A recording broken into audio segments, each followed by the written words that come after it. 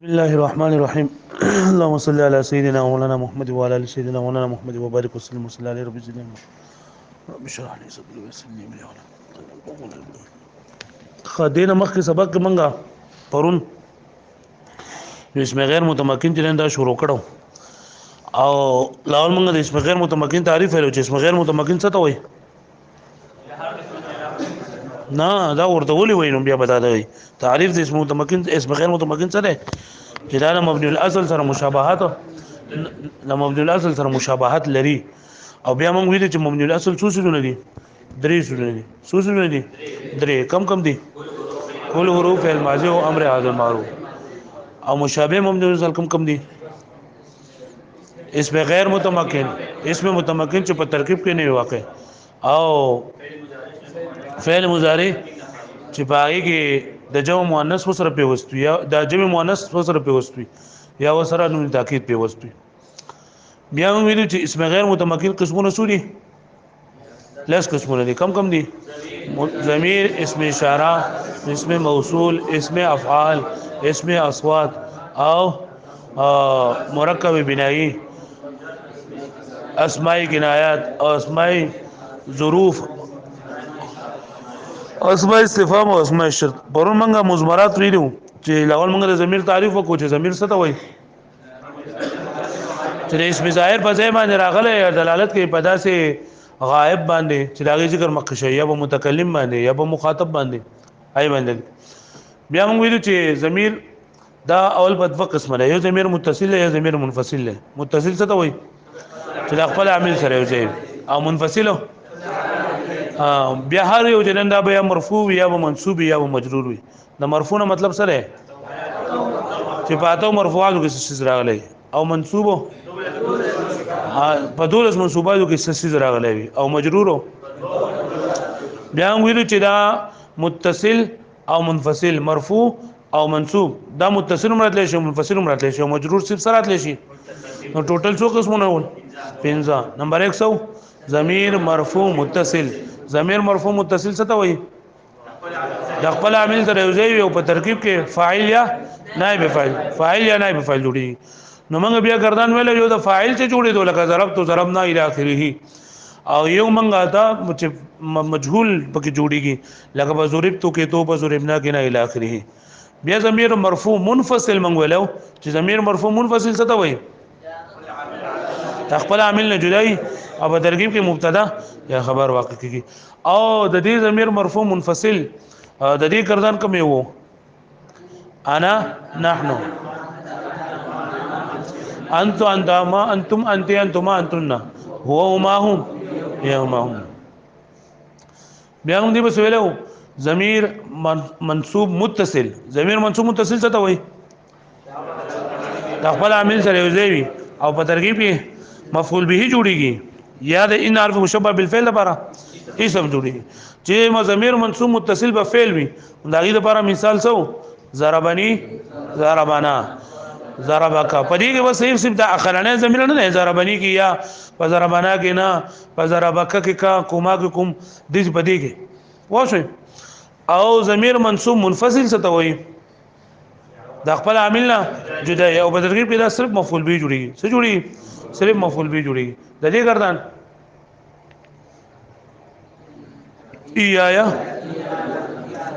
ایاک ایاکم ایاکم ایاکی ایاکم ایاکن ایاهو یوم یوم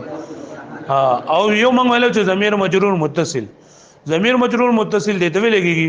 چې هغه ضمیر وي مجرور وي ان بال جری واقع وي او متصل وي نو ضمیر چې ما تاسو ته مجرور راځي نو رتبه وجونه یا به مکه حرف جر راغلی یا به مکه سره راغلی مضاف راغلی یا به مکه حرف جر راغلی یا به مکه مضاف راغلی مکه دې حرف جر راغلی دغه لپاره گردان لی لنا لك لكما لكم له لهما لهم لها لهما او مکه ته مضاف راغلی کتابی کتابنا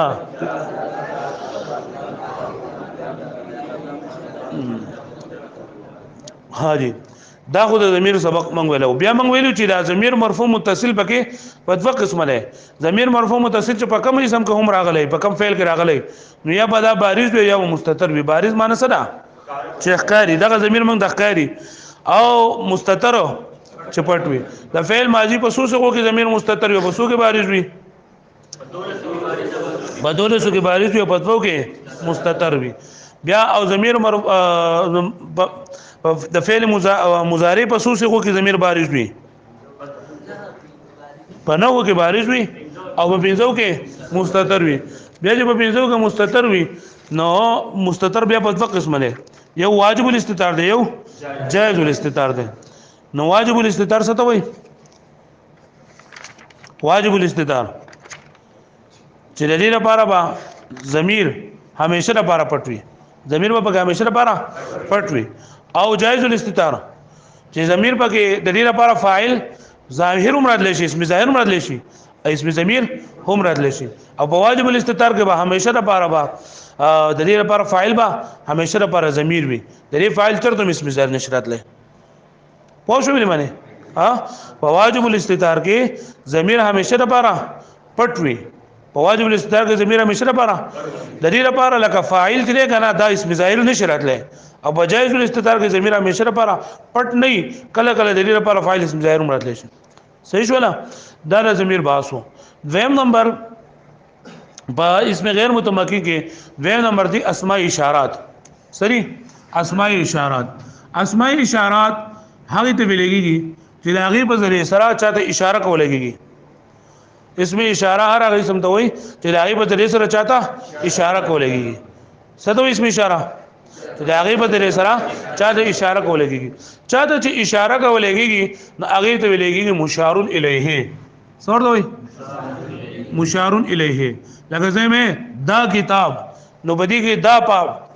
فختو کې داسې شی د اسم اشاره ده او دا کتاب چې نندا شي شی مشار الیه لکه پوه شو مې معنی اسم اشاره څه ته وایي د چاته چې اشاره کولېږي او چاته چې اشاره کولېږي ته څه مشار الیه دا خبره تاسو ذهن کې یاد وساتئ چې اسم اشاره په مشار الیه باندې لام الف لام راځي په مشار الیه باندې سره راځي لکه موږ هاذا الكتاب ذلك الكتاب هذا الرجل چې کله اسم اشاره او مشار الیه راځي دا بیا جمله نه جوړیږي بلکې جزء جملې جوړیږي لکه موږ ذلك الكتاب دا کتاب هذا الرجل دا سړی وایي په مشار الیه باندې همیشه لپاره صحیح الف لام کچته مشار الیه نو نو موږ بیا هغه کال د الشیء محذوف پر واسو صبر واسو الشیء لکه زمه هذا رجل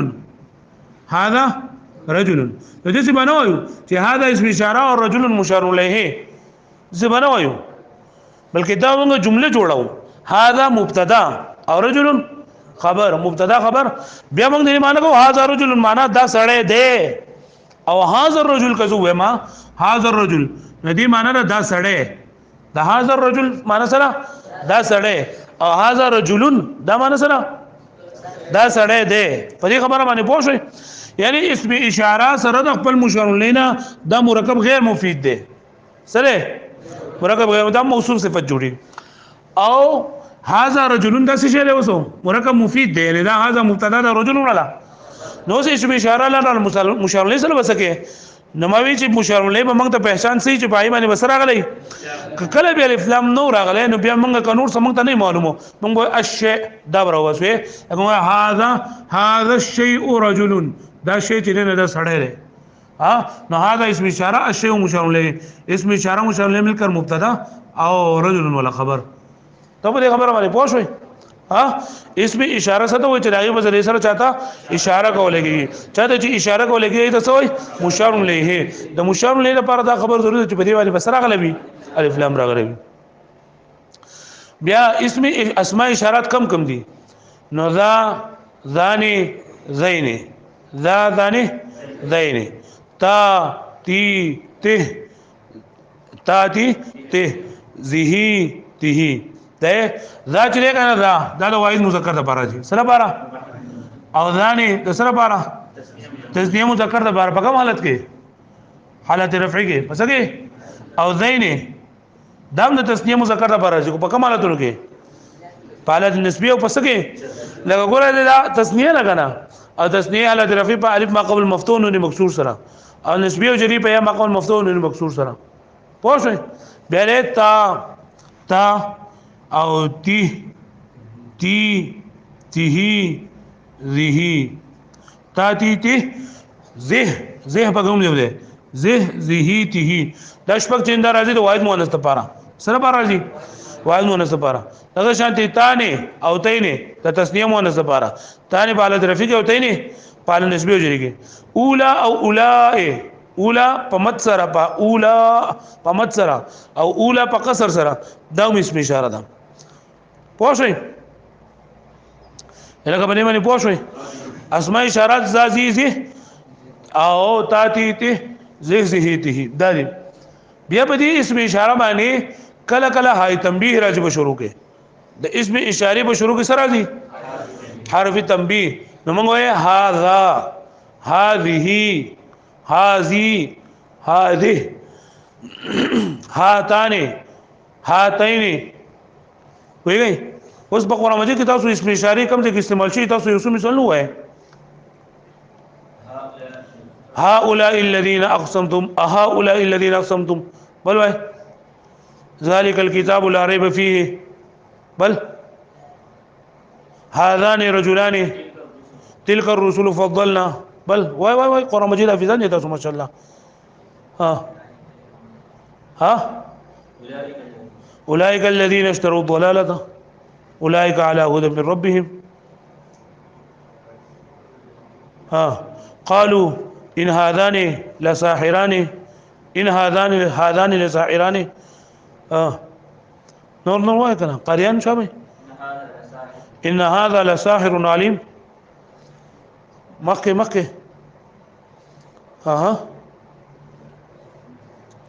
وای کنه تاسو څنګه پیژنئ یاره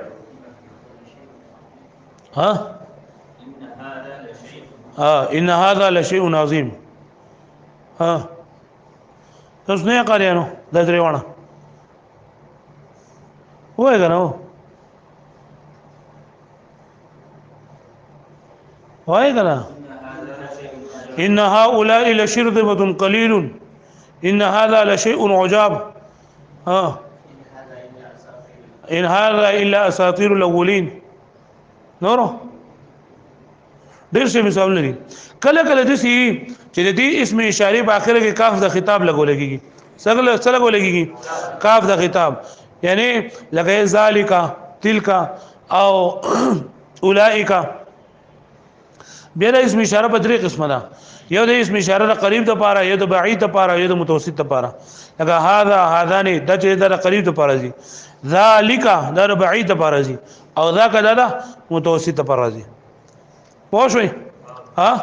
د قریب د پاره اکثر راځي هذا د بعید د پاره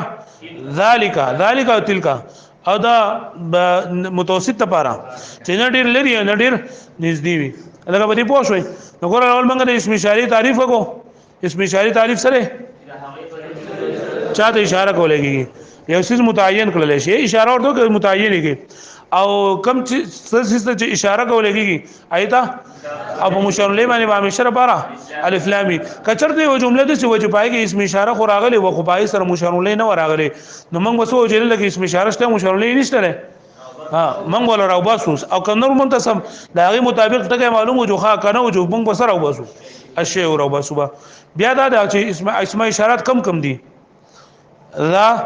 ذانی ذینی تانی تینی تاتی ته زهزهته اولئ او اولئک بیا ما وی چې کله کله د دې په شروع کې هاي تنبیه لګولېږي او په اخر کې کاف د خطاب لګولېږي به اسم اشاره په درې قسم نه د قریب ته پاره د متوسط ته پاره د بعید ته پاره دریم نمبر په اسم غیر متمکن کې هغه اسم موصول له اسم موصول هغه اسم ته وایي چې د خپل رستنی جملې نه بغیر جز د جملې نه جوړيږي کامل جز نه جوړيږي لکه ته جاء الذي ضربك جاء الذي ضربك معنی سره زما خوا تراغه هغه سره چې هغه ته وهله وي په دې کې دا الذي اسم موصول له دا سره اسم موصول له یعنی دا جاء په جمله کې دا فعل ده د جمله کې دا جمله فعلیه ده نو جمله فعلیه اجزا کم کمی یو بګه فعل یو بل بګه صحیح فاعل بګي وي نو دی جمله کې خو یو جز دا فعل ده و دې جملې لپاره څه پکار ده فاعل پکار ده نو کته دا الذي یواز واخلي او دا ضرب کو سره ناخلي اته جاء الذي راغه هغه نه هغه سوکو جز د جملې یواز نه جوړيږي نو اسم موصول هغه اسم ته ویلېږي چې د خپل رستونی جملې نه بغیر د خپل رستونی جملې نه بغیر جز د جملې نه جوړي چې کله سره د رستونی جمله ملګری کې دغه د اسم موصول له رسو دا صله ده د اسم موصول سره د خپل صله نه موږ د فاعل له چې د خپل رستونی جملې نه بغیر جز د جملې نه جوړيږي او د رستونی جمله چې نه دي ته ویلېږي صله سورته ویلېږي صله سورته ویلېږي او په دې صله کې به همیشه لپاره ضمیر وي چې به اسم موصول ته راځي وي په صله کې به همیشه لپاره ضمیر وي چې چا ته راځي وي په صله کې وي په دې صله کې دا هو ضمیر پکې راځي په دې کې هو ضمیر دی چې راځي دی الذي دا نو آسان خبره ده شو چې اسم موصول څه ته وي چې هغه د صله نه بغیر جز د جملې نه جوړيږي د صله نه بغیر صله څه ته وي صله هغه جمله خبریه ته وي صله هغه جمله خبریه ته وي چې د اسم موصول له ورستو راغلي وي صله هغه جمله خبریه چې د اسم موصول له ورستو راغلي وي او په دې جمله کې به ضمیر وي چې راجع به اسم موصول طرف ته صله څه ته وي صله هغه جمله ته وي هغه جمله فعلیه ته وي چې د صله نه بغیر چې صله نه ورستو راغلي وي د صله نه ورستو راغلي وي او دلالت کوي او پرې کې ضمیر وي چې به راجع وي چاته په صله نه پر دوه خبرې ضروري یو دا صله به جمله خبریه وي صله به سوي جمله خبریه او دویم دا چې په دې کې به ضمیر وي چې ته راځي وي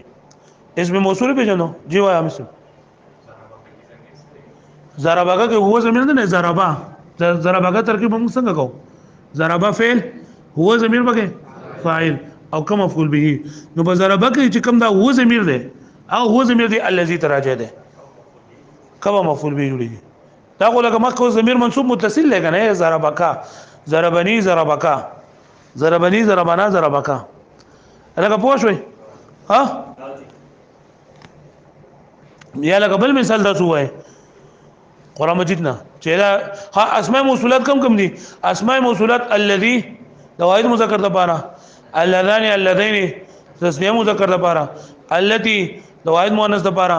اللتان اللتین تسنیه مؤنث د پاره اللاتی اللائي اللوائي د جمع مؤنث د پاره الذين د جمع مذکر د پاره او من او ما من دې کنه من د ذویل قول لپاره استعمالي او ما د غیر ذویل قول لپاره او تسنیه مفرد تسنیه جمع مؤنث ته ټول لپاره مذکر مؤنث ټول لپاره ما من استعمالي پوه شئ بیا هغه الف لام چې په معنا د اسم فاعل او په اسم مفعول باندې راشي په څه باندې راشي په اسم فاعل او په اسم مفعول باندې راشي نو دا په معنا د الذي وي اگر ته جاء الضارب ابوه جاء الضارب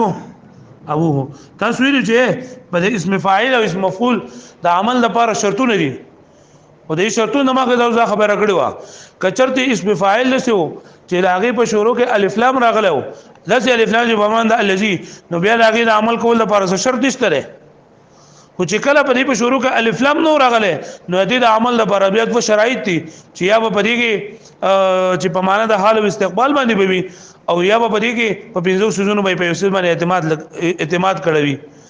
نو په اسم فاعل باندې چې کوم الف لام راشي دا الف لام په معنا د الذي وي دا دې موږ ترکیب کوو موږ جاء فعل الضارب کې الف لام په معنا د الذي نو دا الضارب په معنا د الذي ضرب ابوه ترکیب موږ کوي جاء فعل الف لام په معنا د الذي موصول ضرب فعل ابوه ولا فاعل فعل سره خپل فاعل موصول سله شو د موصول سره خپل سله فاعل شو د جاء لپاره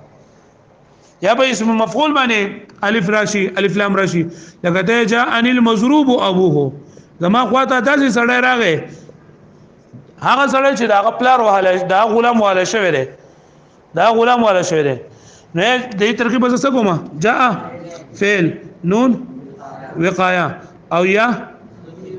منصوب متصل به ضمیر منصوب متصل مفعول به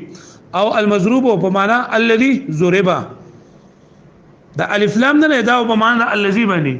المضروب الالف لام معنا الذي او مضروب اسم مفعول له او اسم مفعول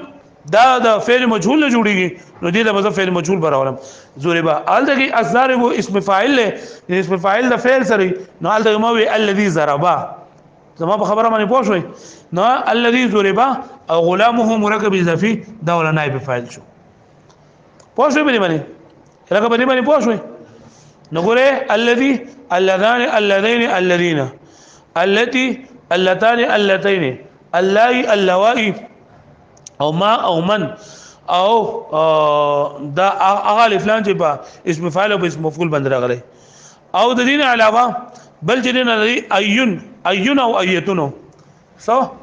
ايون او ايتون دا هم په معنا الذي باندې راځي ايون او ايتون د دې څلور حالتونه دي څلور حالتونه دي ما تاسو ته اسانه خبره کړو چې دې به تاسو لاول دغه مثالونه به ځکه ايون قائم ايهم هو قائم او بیا دریم نمبر دی ايهم قائم او څلورم نمبر دی ايون هو قائم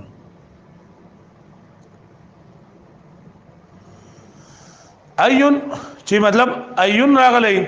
اذاغین ورستو ايون مضاف نوي اولنه صورت سره چې ايون مضاف نوي او صدر سله هم مذکور نوي صدر سله یعنی د سلی په شروع کې چې کم ضمیر وي ته صدر سله وي د سلی په شروع کې چې کم ضمیر وي ته لکه دا ايون قائم ده دا ايون مضاف ده نه ده او صدر سله بغشته صدر سله مطلب سره ما تاسو د سلی په شروع کې چې ضمیر راشي ته صدر سله وي او دا ګور ايهم هو قائم ايون مضاف ده کنه ده ايو مضاف او هم مضاف الیه کنه نو ايو مضاف هم ده او صدر سلی هم مذکور ده هو قائم پوه شئ او دریم نمبر چې مضاف مذکور ده خو صدر سلی لکه ايهم قائمونه ايون مضاف ده هم طرف ته خو صدر سلی او څلورم نمبر چې ايون چې نه دا مضاف ده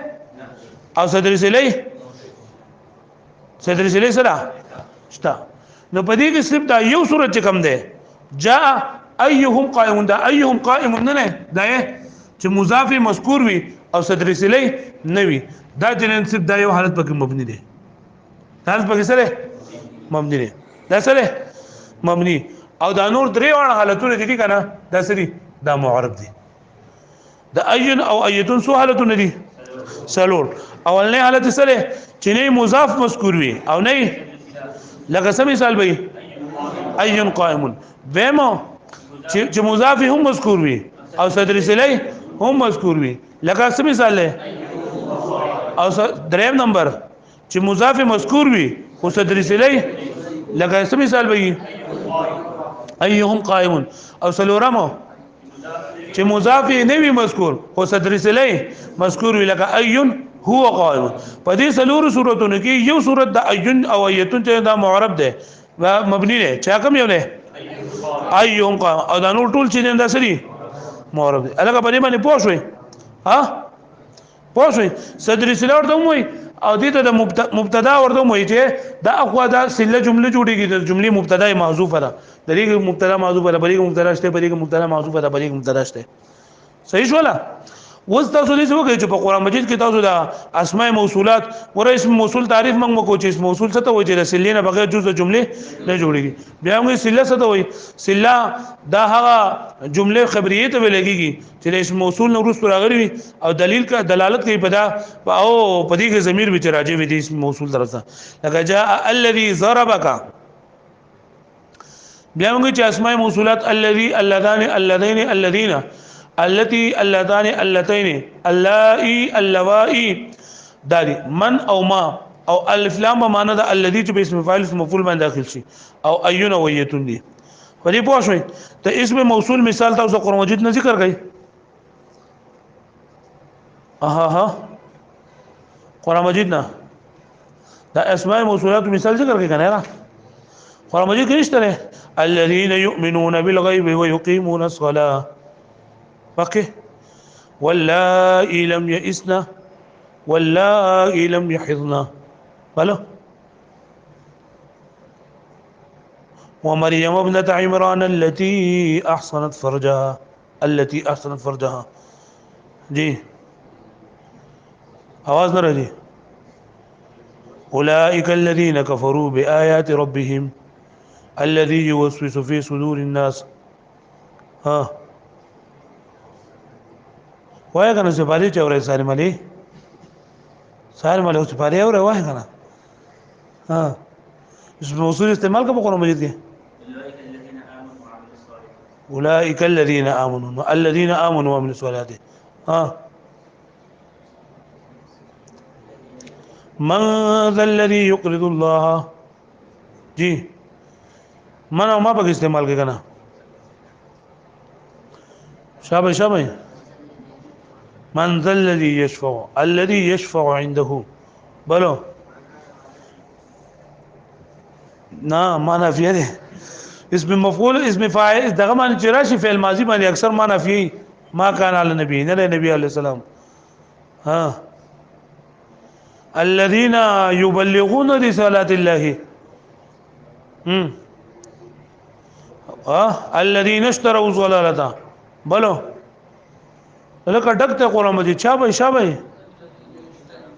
ها څنګه الذين يجتنبون كبائر الإثم وقال الذين لا يرجون لقاءنا وردا نه چې مونږ وایو کنه صرف نه وارث چې مونږ وایو نو د قرآن مجید د پاره وایو د دې مثالونه یو خدای عام دغه مثالونه لري کنه د کم چې پرې کتابونو کې ذکر کړی دي چې ضربان سره نه خو نه سي نو دا هم ضروری دي پکار ده چې موږ د سې مثالونه زګو چې په قرآن مجید کې استعمالي ها نور وای شوه وهذا هذا بغرغله بل وای فذلكن الذي لمتنني فيه وقال الذي لو څنګه آیته یا ایو الذي نزل عليه ذکر لك څنګه ده الذي نزل عليه ذکر انك لمجنون ها نور الذين امنوا اتقوا الله د څه ډیر شي مثال لري سلورم نمبر په اسم غیر متمکن کې هغه د اسماء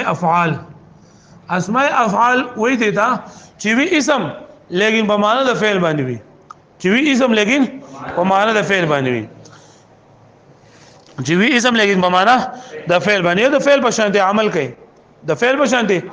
عمل کوي اوس دا اسماء افعال چې دي دا په درې قسمه باندې دي یا به د اسماء افعال وي چې وی به اسم فعل لیکن په معنا د فعل ماضی وي په معنا به چای د فعل ماضی او دویم نمبر چې اسم فعل وي او په معنا د امر حاضر وي او دریم نمبر چې اسم فعل وي او په معنا د فعل مضارع وي دغه اسم فعل په معنا د فعل ماضی وو جدا بس عمل کوي د ماضی سره عملي چې فاعل له رفع ور کوي او اسم فعل چې په معنا د امر حاضر وي نو بیا ما فاعل دربا مفعول تبا نصب ور کوي اسم فعل چې په معنا د فعل مضارع وي بیا فاعل تبا رفع ور کوي بیا دا چې ما ته بسنګ بدلږي چې دا اسم افعال په معنا د فعل ماضی او کنه په معنا د امر حاضر ده نو زبر دین ورسو دغه د ګورم اسم ته ګورم که ورسو اسم منصوب دی بیا به اسم افعال په معنا د امر حاضر وي او که ورسو اسم مرفوع نو بیا به اسم فعل په معنا د فعل ماضی وي یا به فعل مضارع وي نو اسم فعل په معنا د فعل ماضی هغه چې هغه وي اسم فعل لیکن په معنا د فعل ماضی باندې ادا درې افعال دي هيهاتا او شتانا او سروعانا هيهاتا يوم العيد اصل کې هيهاتا په معنا د بعوده ده هيهاتا يوم العيد څه معنا ده اي بعوده يوم العيد هيهاتا په معنا سره بعوده شتانا په معنا د افترق فعل ماضی او سروعانا په معنا د سروع فعل ماضی تاسو پرې دغه کې ویلي دي اسماء افعال کوم شعر چو نو بوت وای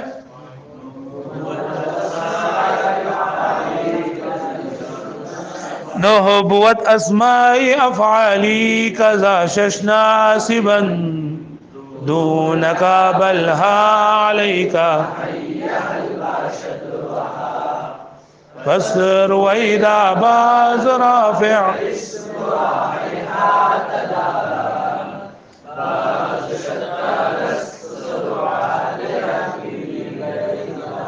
ها نو دا پدې کې دا درې چې کوم دي کنه هيهات شتان سرعانا دا درې دي نه دا دي اسماء افعال په معنا فعل ماضي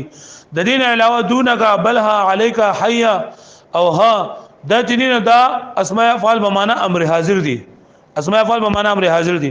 لکه دې کتاب کې تاسو ته ټکی لیکلي دي چې لکه امين په معنا د استجب دعوتي لکه اللهم امين یا الله دا دعا قبول کړي زمونږه دا دعا قبول کړي دا امين په معنا د استجب امين اسم فعل په معنا د استجب ده